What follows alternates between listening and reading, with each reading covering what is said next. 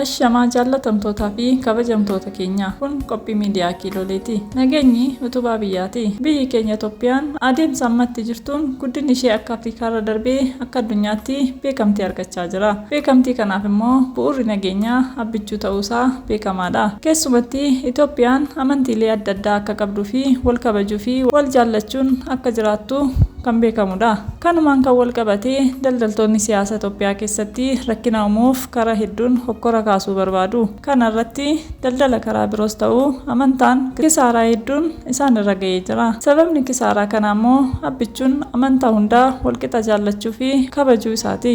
Amantii Itoophiyaa keessa jiru hundumaan kan kabajamuu fi jaallatamu hoogganaa cimaadha. Warreen daldalli siyaasa isaanii nagadamuu fi didee har'a illee muummicha amantii dhuunfaa isaaniin Dr. Abiyyi himachuuf oliif gadi jechaa akka jirantu argama.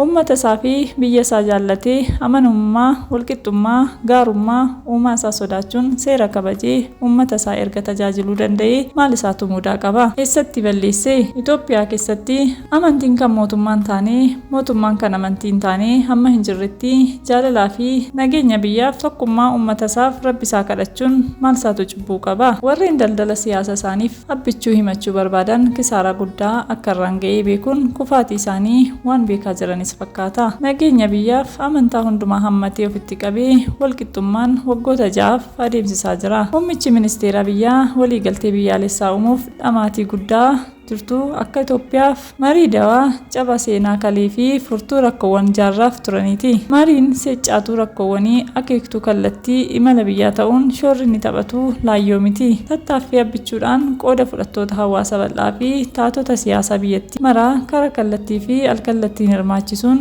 daawwatan taasifamaa jiru. Seenessa qeenxee biyyattii keessatti ijaaree sirreessuun seenessa waloo ijaaruun biyya waloo dhugoomsuuf bu'uura guddaa ta'a.